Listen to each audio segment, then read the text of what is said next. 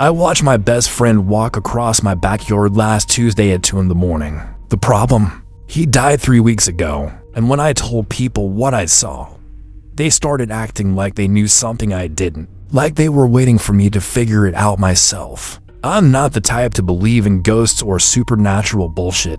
Never have been. But what I saw through my kitchen window at 2 a.m. last Tuesday made me question everything I thought I knew about reality. I'd gone downstairs for water. Couldn't sleep. My mind kept replaying the funeral, kept seeing Marcus in the casket, kept hearing his mom's sobs echoing through the chapel.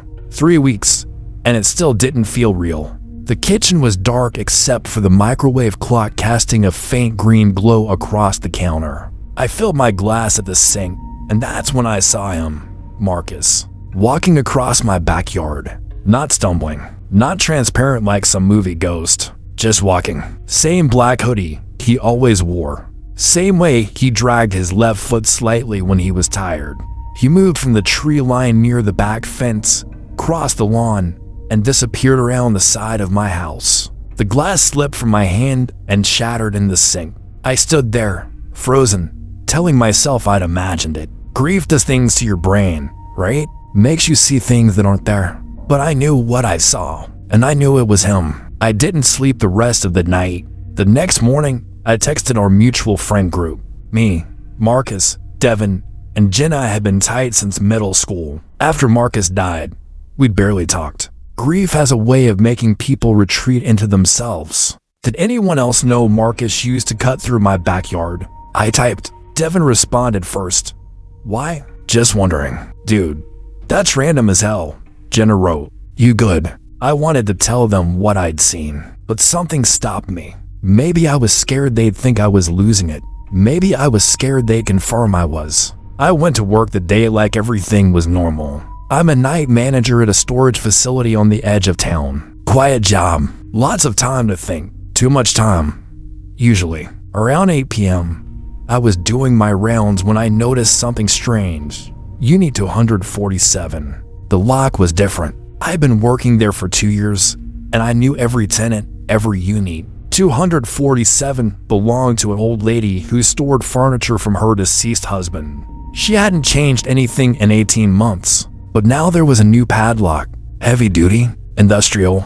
I checked my records. No notification of a lock change. No new rental agreement, nothing. I should have left it alone. Should have just made a note to ask about it the next day. Instead, I used the master key override. The door rolled up with a metallic screech that echoed through the empty corridor. Inside, the unit was mostly empty. Just a single folding chair in the center. And on that chair sat a black hoodie, Marcus's hoodie. I recognized the bleach stain on the sleeve from when we'd helped his sister dye her hair sophomore year. I recognized the frayed drawstrings. I'd seen him wearing this exact hoodie in my backyard 12 hours earlier. My hands were shaking as I pulled out my phone. I needed proof. I needed someone else to see this. But when I raised the camera, my screen went black. Not dead, just black. Like something was blocking the lens even though nothing was there. I backed out of the unit so fast I almost tripped over my own feet. The next day, I went to see Marcus's mom. I told myself I was just checking on her, being a good friend to her dead son. But really, I needed to know if she'd noticed anything strange. Mrs. Patterson answered the door looking like she hadn't slept in weeks. Probably hadn't. Her eyes were hollow, ringed with dark circles that made her look 10 years older. Caleb, she said, managing a weak smile. Come in, sweetheart. Her house smelled like casseroles and grief. That specific smell of a home where someone died, where people keep bringing food nobody eats. We sat in her living room. Photos of Marcus covered every surface. Baby pictures, school pictures. That photo from prom where he'd worn a ridiculous powder blue tuxedo and grinned like an idiot. Mrs. Patterson, I started carefully. Has anything weird happened since the funeral? She looked at me for a long moment, too long. Like she was deciding whether to trust me with something. Weird how? She finally asked. I don't know. Just anything out of the ordinary? Her hands tightened around her coffee mug. Why are you asking me this, Caleb? I should have dropped it. Should have made up some excuse and left. but I needed to know. I think I saw him, I said quietly. Marcus. In my backyard. 2 nights ago. The mug slipped from her hands and shattered on the hardwood floor. Coffee spread across the wood like blood. She didn't move to clean it up. She just stared at me with an expression I couldn't read. You need to leave, she whispered. Mrs. Patterson. Now. Caleb. Please. I left, but as I walked to my car, I glanced back at the house. Mrs. Patterson stood in the window, watching me, and the look on her face wasn't grief anymore. It was fear. That night at work, I couldn't stop thinking about her reaction, about the hoodie in the storage unit, about Marcus walking across my lawn like he'd never died at all. Around midnight, Devin showed up at the facility. He'd never visited me at work before, not once in 2 years. Hey man, he said, leaning against the counter in the office. Jenna told me you've been asking weird questions about Marcus. Just trying to process everything, I said, keeping my voice neutral. Devin nodded slowly, but his eyes were too focused, too intense. Yeah, I get that. Grief is complicated. Did you know he used to cut through my backyard? I asked, testing him. No, Devin said immediately. Why would I know that? But there was something wrong with how he said it, like he'd rehearsed the answer. Just curious, I said. Devin stayed for another 20 minutes, making small talk that felt forced and unnatural. The whole time, I couldn't shake the feeling he was watching me, studying me, waiting for me to say something specific. After he left, I pulled up the security footage from the night I'd seen Marcus. Our facility has cameras covering the entrance, the office, and the main corridors. Not the individual units, but enough to see who comes and goes. I scrubbed through the footage from 2 a.m. Nothing unusual, just empty corridors and shadows. Then I checked the footage from earlier that evening, when I'd found the hoodie. The timestamp showed me opening unit to 147 at 8:47 p.m. Showed me backing out quickly. But here's what made my blood run cold. The footage showed me entering the unit with something under my arm. A black bundle of fabric. I never carried anything into the unit. I know I didn't, but the camera showed otherwise. I must have watched the clip 50 times, trying to make sense of it. Each time, the footage showed the same thing. Me, walking into unit 147 with Marcus's hoodie under my arm. Me, emerging moments later empty-handed and visibly shaken. How do you argue with video evidence of something you know didn't happen? I called Jenna. It was 2 a.m. But I didn't care. What? She answered, voice thick with sleep. I need to talk to you about Marcus. Silence on the other end. Then, what about him? Did he ever mention my house? My backyard specifically? Caleb, what the hell is going on? Please, Jenna, just answer the question. She sighed. Yeah, he mentioned it once. Said he used to cut through your yard when he was coming from the trails. Why? The trails. The nature preserve that backed up to my property. Marcus loved hiking those trails. Spent hours out there, especially when he needed to clear his head. Did he tell you anything else about it? No, just that. Wait, her voice changed. He said something weird once. Said your backyard felt different at night, like the air was heavier or something. I figured he was just being dramatic. You know how he got. I didn't know. Marcus had always been sensitive to things other people didn't notice. Moods. Tensions. The feeling of a room. Jenna, have you noticed anything strange since he died? Like what? Like people acting weird, or things that don't make sense. Another long pause. Are you okay?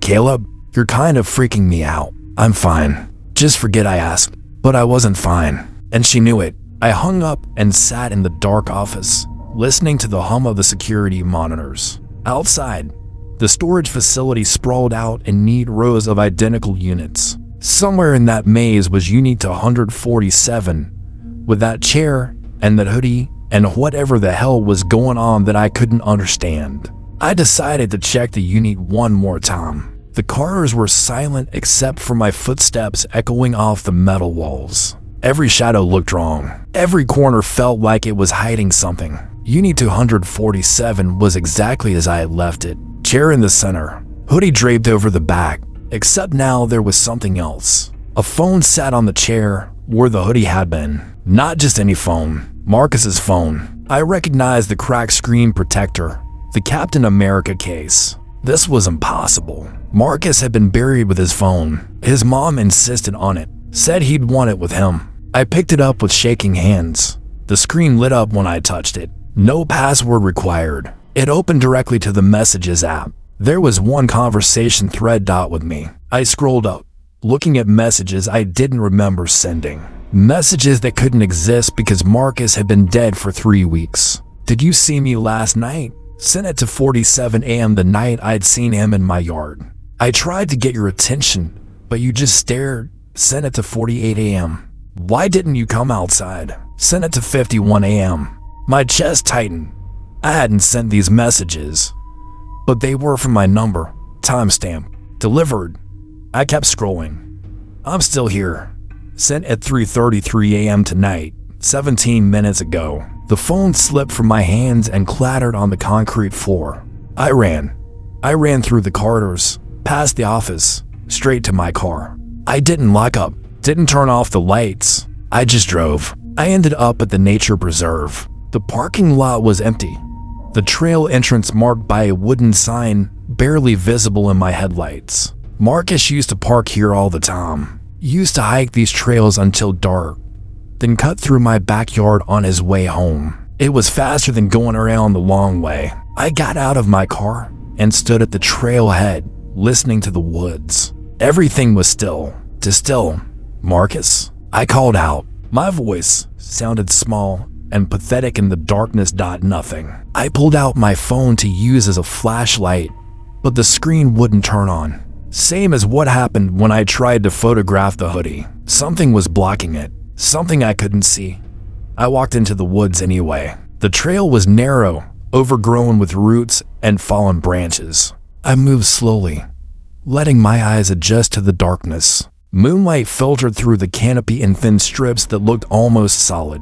After maybe 20 minutes of walking, I reached a clearing I'd never seen before. In the center stood a small memorial. Flowers, candles, photos. Marcus's memorial. His friends had built this after the accident, after his car went off the bridge into the reservoir, after they pulled his body out 3 days later, bloated and broken.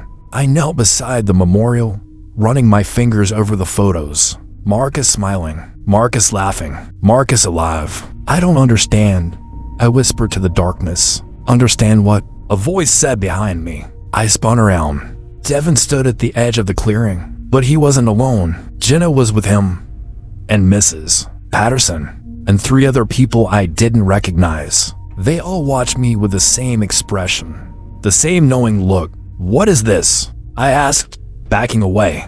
What's going on? You saw him, didn't you, Mrs. Patterson said softly. In your yard. I nodded slowly.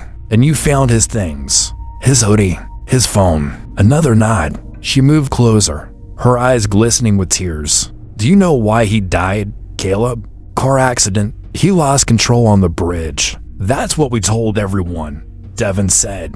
But that's not what happened. My heart was pounding now. Then what happened? Jenna stepped forward. He killed himself, Caleb. He drove off the bridge on purpose. Left a note and everything. The world tilted. No, that's not. Marcus wouldn't. He was struggling. Mrs. Patterson said. Had been for months. Depression, anxiety. We tried to help him. But her voice broke. But what does it have to do with me? I asked, why is he in my backyard? Why are all of you acting like you expected this? The stranger stepped into the clearing now. As they moved into the moonlight, I recognized them. Marcus's therapist, his psychiatrist, a woman who must have been from his support group, because you were the last person he talked to, the therapist said gently. That night, before he died, no, I wasn't. I hadn't talked to Marcus in weeks before the accident. Yes, you did, Devin said firmly. You texted him at 11:47 p.m. Told him you were too busy to hang out, that you had work in the morning. I never.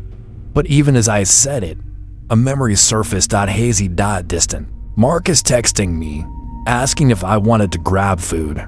Me, dismissing him because I was tired. He reached out to everyone that night, Jenna said, tears streaming down her face. All of us. He was saying goodbye, and we were too stupid to realize it.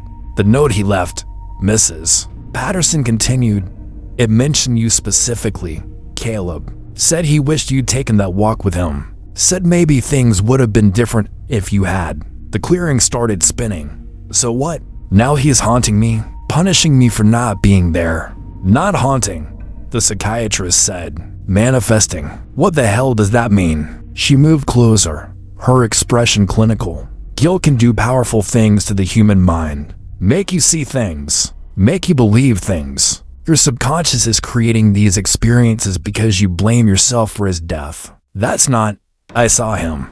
I saw the hoodie, the phone, the messages. Did you? Devin asked quietly. Or did you put the hoodie in that storage unit yourself and forget? Did you imagine the messages because some part of you needs Marcus to still be here? Check your phone, Jenna said. Check those messages you think he sent. I pulled out my phone with trembling hands. Opened the messaging app. Scrolled to Marcus's name. The last message was from 4 weeks ago. Sounds good, man. See you then. Nothing from after his death. Nothing from 2 a.m. Nothing at all. I don't understand, I whispered. You're having a break, the psychiatrist said gently. A psychotic episode triggered by grief and guilt. It's not uncommon. We've been monitoring you, waiting to see if you'd stabilize on your own or if we'd need to intervene. Monitoring me? The storage facility has more than just security cameras, she explained.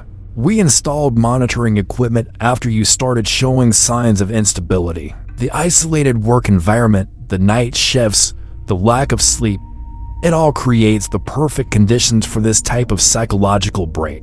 I looked at each of them. Mrs. Patterson, crying silently. Devin and Jenna, looking guilty and afraid. The medical professionals, watching me like I was a specimen in a lab. So none of it was real? I asked. Marcus in my yard. The hoodie, the phone, the messages. All of it was in my head. We're here to help you, Caleb, the therapist said, reaching for my arm. We have a facility prepared. A place where you can rest and process everything properly. I jerked away. I'm not crazy. Nobody's saying you're crazy, Jenna said. Just that you need help. Then explain this, I said, pulling out my phone again. Explain why my camera won't work in certain places. Explain why. But as I looked at my phone, at the screen that had mysteriously stopped working twice before, I saw something that made my blood freeze. The phone wasn't mine. It was Marcus's phone. Same cracked screen. Same Captain America case. I looked down at my hands, really looked at them for the first time. They were wrong. Pale. Bloated.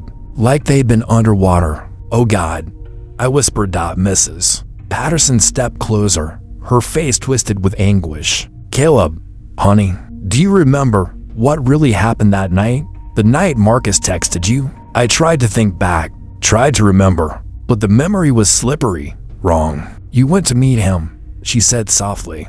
After he texted you, you changed your mind, drove out to the trails to find him. No, you found him at the bridge, Devin continued, his voice shaking, standing at the edge, and you tried to talk him down. The memory came flooding back now, sharp and terrible. Marcus on the bridge railing, me grabbing his arm, both of us struggling, the railing giving way, the fall, the cold, dark water, Marcus's hand slipping from mine. They pulled both of you out, Jenna sobbed. 3 days later together, I looked down at myself, really looked. My clothes were waterlogged, hanging loose on a body that didn't feel entirely solid. My skin had the waxy texture of something that had been submerged. Too long. I'm dead, I said. Yes, the psychiatrist said gently. You've been dead for 3 weeks, Caleb, same as Marcus. Then what is this? What are all of you? We're trying to help you move on, Mrs. Patterson said. You've been trapped here, replaying the same patterns. Going to work at that storage facility that closed 2 years before you died. Seeing Marcus in your backyard, the same path he used to take. Living the same night over and over. But it all felt real. Death often does, the therapist said, especially when you're not ready to accept it. I looked at the memorial again, saw my own photo among the others, saw the dates. Caleb Morrison, 23 years old, died trying to save his best friend. What happens now? I asked. That's up to you, Mrs. Patterson said. You can keep repeating this loop, keep trying to understand what happened, or you can accept it and move forward. Forward where? She smiled sadly. That's the part I can't tell you. None of us can. We're just echoes, projections of your own mind, trying to guide you toward acceptance. I turned to Devin and Jenna. Are you real? Does it matter? Devin asked. Real. Imagine. Memory. Ghost. In the end, we're here because you need us to be. I thought about Marcus, about the guilt I'd carried, about the text message I'd almost ignored, about the choice I'd made to drive out to those trails to try to save him. Did I do the right thing? I asked. Going after him, you did what love compelled you to do, Mrs. Patterson said. Whether it was right or wrong isn't for us to judge. In the distance, through the trees, I saw a light, not a flashlight or a street lamp, something else, something that pulsed with warmth and recognition. Is that where Marcus is? I asked. Maybe, Jenna said, or maybe it's just what you need to see to take the next step. I started walking toward the light.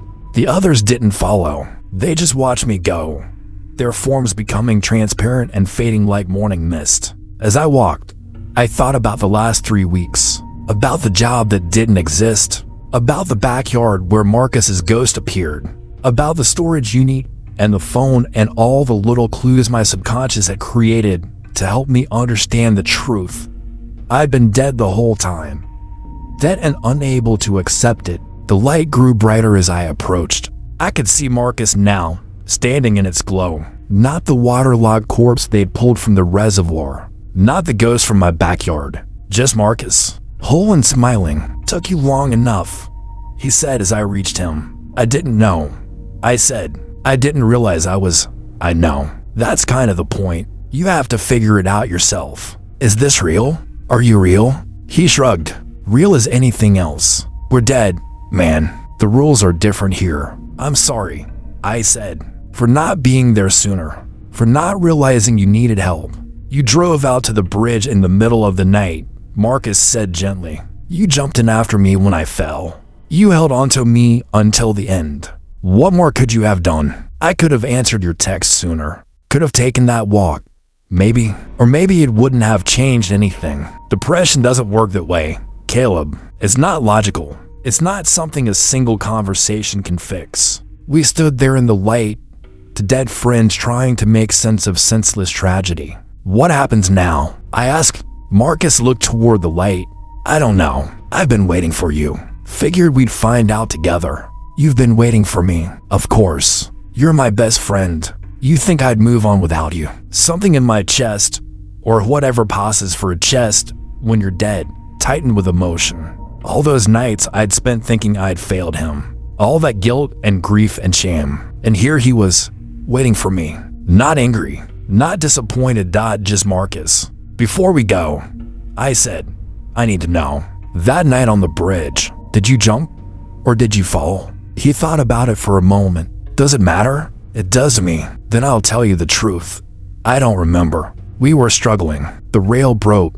We fell. Maybe I meant to jump. Maybe I changed my mind when I saw you. Maybe the universe just decided that night was our time. The why doesn't change what happened. It changes everything. I said. No, Marcus said firmly.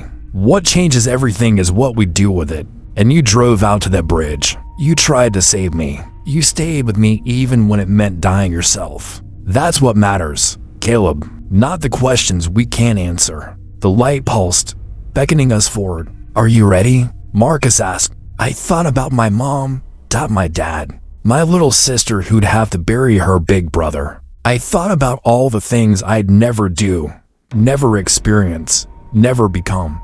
23 years old, and it was over. But as I looked at Marcus, and my best friend who'd been waiting for me in whatever came after, I realized something. It wasn't over. It was just different. Yeah, I said, I'm ready. We walked into the light together, and somewhere behind us, in a backyard I'd never see again. My ghost probably still walked the same path Marcus used to take, still trying to understand, still trying to accept. Maybe one day, the ghost would figure it out too. Maybe one day, someone would see him and think they were losing their mind. Maybe that's all ghosts really are. People who haven't accepted their own endings yet. But I'd accepted mine. And with Marcus beside me, I stepped forward into whatever came next. The light swallowed us whole, and the world I'd known, the storage facility, the backyard, the memorial in the woods, faded away like a dream upon waking. If you're still with me, listening to this story, I want you to think about something. Think about the last time you texted someone back, the last time you reached out to a friend who seemed off, the last time you chose to show up for someone who needed you. Those moments matter.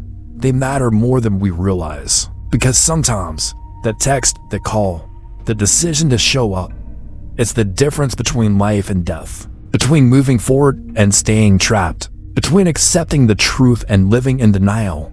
I learned that lesson too late, but maybe you don't have to. If you found this story meaningful, if it made you think or feel something real, do me a favor. Hit the like button for Marcus and me. Subscribe to Midnight Zephyr so you don't miss the next story.